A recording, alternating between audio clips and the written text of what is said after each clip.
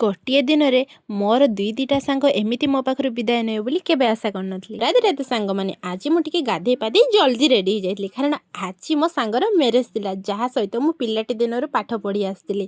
ଆଜି ତାର ମ୍ୟାରେଜ ଥିଲା, ତାକୁ ଦେଖି ମୁଁ ବହୁତ ଖୁସି ଥିଲି। ସେଠି ଆସିବା ପାଇଁ ତ ମୋତେ ଇଚ୍ଛା ନଥିଲା, କିନ୍ତୁ କ'ଣ କରିବି, ଆଜି ମୋର ଆଉ ଗୋଟେ ସାଙ୍ଗର ବି ମ୍ୟାରେଜ ଥିଲା, ଆଉ ଏଇଟା ଥିଲା ମୋର ସେକେଣ୍ଡ ଲୁକ୍। ସେଠି ପହଞ୍ଚି ଦେଖେ ତ ମୋ ସାଙ୍ଗ ବାହାରୁଥିଲା ମନ୍ଦିରକୁ, କାରଣ ତା ବାହାଘରଟି ମନ୍ଦିରରେ ହେବାର ଥିଲା, ଆଉ ଆମେ ବି ଯାଇ ପହଞ୍ଚିଥିଲେ ମନ୍ଦିରରେ। ମନ୍ଦିର ପହଞ୍ଚି ଦେଖି ଲାଗୁଥିଲା ଆମେ କୋଉ ମନ୍ଦିର ନୁହଁ, କୋଉ ମେଳାକୁ ପଳେଇ ଆସିଛୁ, କାରଣ ଆଜି ଗୋଟେ ଦିନରେ 14ଟା ମ୍ୟାରେଜ ହେବାର ଥିଲା। ଆଉ ସେଠି ମୋ ସାଙ୍ଗକୁ ଖୋଜି ପାଇବା ବହୁତ କଷ୍ଟ ଥିଲା, କାରଣ ସବୁ ରେଡ୍ ଶାଢ଼ୀରେ ଥିଲେ। ଆଉ ସେଠି ଆରମ୍ଭ ହେଇଥିଲା ବାହାଘର ବିଧି। ଆଜି ତାର ପିଲାଳିମି ଏଇଠି ହିଁ ସରିଗଲା। ଆଉ ସେଠି ଆମେ କିଛି ମିଶିଥିଲେ ଫପଟା ସାଙ୍ଗ, ଏମାନଙ୍କ ହରକତ ଦେଖନ୍ତୁ, ବଡ଼ ହେଇଗଲେଣି କିନ୍ତୁ ତାଙ୍କ ପିଲାଳିମି ଆଜି ପର୍ଯ୍ୟନ୍ତ ଯାଇନି।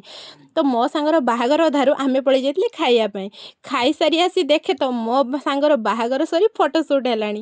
ଆମେ ଏତେ ସମୟ ଖାଉଥିଲେ ବୋଲି ଆମେ ଜାଣି ବି ପାରିଲେନି। ଆପଣଙ୍କୁ ମୋ ଲୁକ୍, କୋଉ ଲୁକ୍ଟା ଭଲ ଲାଗୁଥିଲା ପ୍ଲିଜ୍ କମେଣ୍ଟ କରିଦିଅ, ଆଉ ଲାଇକ୍ ସେୟାର ସବସ୍କ୍ରାଇବ୍ କରି ଯିବେ।